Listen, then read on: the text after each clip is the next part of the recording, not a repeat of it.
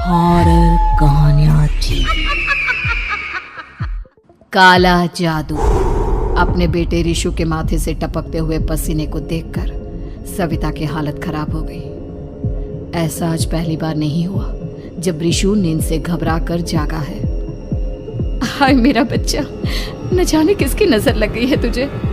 जब से मेरे बच्चे ने 10वीं के एग्जाम में स्कूल टॉप किया है तब से रोज बुरे बुरे सपने आने लगे हैं। हाँ माँ, मैंने आज फिर से एक काले साए को देखा। वो यहीं मेरी आंखों के सामने खड़ा था। माँ मुझे बचा लो माँ। वो मुझसे कह रहा था कि मुझसे बदला लेगा। माँ कहीं ये प्रशांत। चुप कर, कैसी बात कर रहा है? दोबारा उसका नाम मत लेना। तुझे पता है ना, उस प्रशांत ने आत्महत्या कर ली। तो बार बार उसका नाम मत लिया कर। मम्मी, क्या सच में प्रशांत ने आत्महत्या की थी? चुप कर, बहुत सवाल पूछता है आजकल। और फिर रात के बाद सविता के पूरे घर में एक अजीब सा काला धुआं छाने लगा। गहरी नींद में सोई सविता की जैसे ही आंख खुली उसका दम घुटने लगा। वो दौड़कर रिशु के रूम की तरफ गई जहां उसके दरवाजे पर घूमती एक काली परछाई देख वो बुरी तरह से घबरा गई। कौन है वहाँ? कौन है? सामने आओ। ये मैं हूँ, तुम्हारी काली करतूत।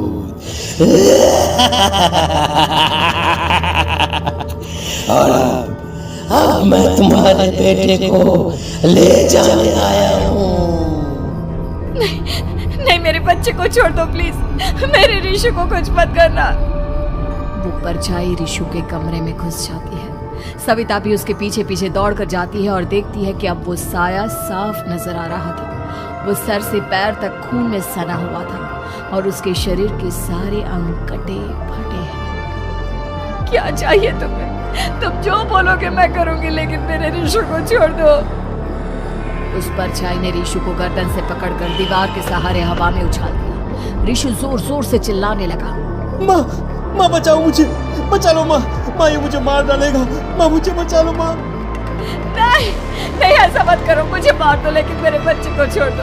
मैं तुम्हारे आगे हाथ जोड़ती हूँ। वो परछाई रिशु को जमीन पर गिरा देती है और अचानक वहां से गायब हो जाती है। रिशु, मेरा बच्चा, तू ठीक तो है ना? कुछ बोल बेटा, क्या हुआ है तुझे? मैं ठीक हूँ माँ। क्या हुआ था यहाँ पर? कुछ नहीं बेटा, कुछ नहीं। तू परेशान मत हो। हम कल ही गांव के बाहर जो तांत्रिक महाराज रहते हैं उनके पास चलेंगे। ठीक है माँ, हम जल्द ही उनके पास चलेंगे। मुझे बहुत डर लग रहा है माँ। ये बार बार मुझे डरावने सपने आना, ये सब हमारे साथ क्यों हो रहा है माँ? अगले दिन सविता अपने बेटे रिशु को लेकर गांव के बाहर तांत्रिक के पास जाती है। जिस जगह पर तांत्रिक रहा करता था वो जगह बहुत डरावनी थी।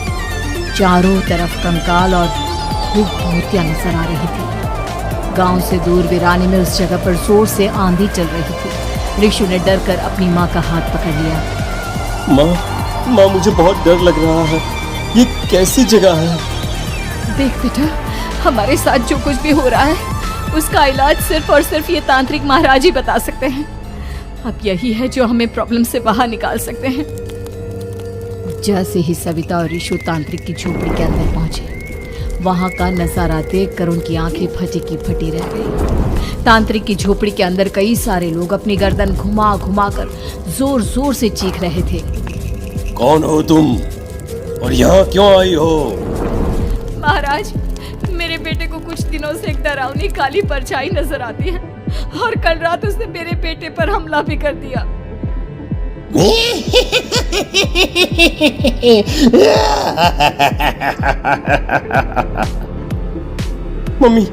मम्मी हमें यहाँ से चलना चाहिए। ये जगह मुझे ठीक नहीं लगती। नहीं बेटा, ऐसा नहीं कहते। रुक जाओ, 2 मिनट के लिए रुक जाओ। क्या कहा? काली परछाई? तुम्हारे बेटे पर किसी काली परछाई ने हमला किया? हाँ महाराज, वो कह रही थी कि वो मेरे बेटे को कुछ कर देगी। कोई उपाय बताइए महाराज। मेरे बेटे के साथ कुछ गलत नहीं होना चाहिए। तुमने किसी दूसरे के साथ गलत किया है तो तुम्हारे साथ भी गलत होकर ही रहेगा। तुमने किसी की जान ली है, किसी को मार डाला है तुमने। नहीं महाराज, मैंने ऐसा कुछ नहीं किया। मैंने किसी की जान नहीं ली। मुझे कोई उपाय बताइए।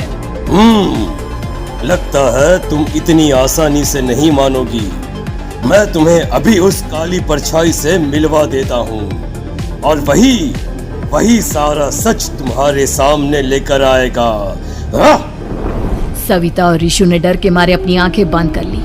तभी अचानक तांत्रिक की झोपड़ी में अजीबोगरीब आवाजें गूंजने लगी। सविता और ऋषु बुरी तरह से कांप रहे थे।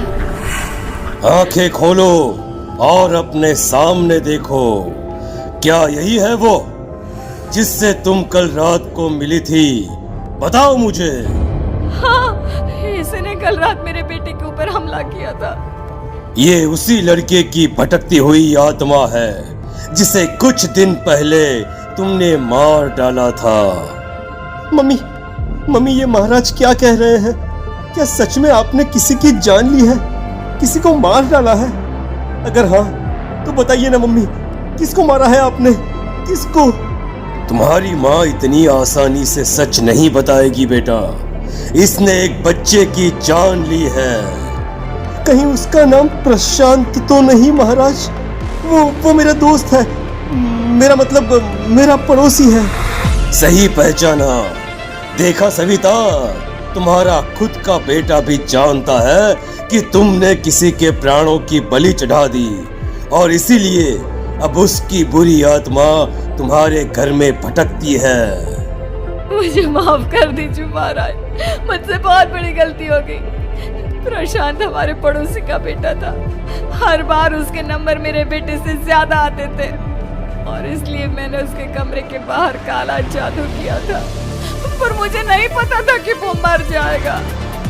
तुम्हारे उसी काले जादू वाली गुड़िया के अंदर एक बुरी आत्मा थी जिसने उस बच्चे के दिमाग पर बुरा असर कर दिया और उसी की वजह से उस लड़के ने अपनी बालकनी से कूदकर आत्महत्या कर ली।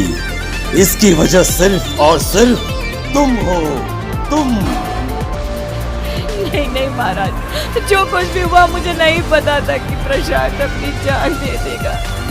प्रशांत की आत्मा इस वक्त तुम्हारे सामने खड़ी है, हमसे बात करना चाहती है। बोलो क्या कहना चाहते हो? मैं जीना चाहता था, बड़ा होकर कुछ बनना चाहता था।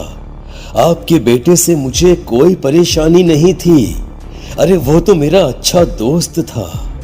मुझे माफ कर दो बेटा, मुझसे बहुत बड़ी गलती हो गई, मुझे माफ कर दो। माफ करने से मुझे वापस जिंदगी नहीं मिल जाएगी। मेरे माँ बाप आज भी मेरे लिए रोते हैं। आपने मेरे साथ बहुत गलत किया है, बहुत गलत। और तभी अचानक प्रशांत की आत्मा वहां से गायब हो जाती है। सविता जोर जोर से रोने लगती है। सुन लिया तुमने?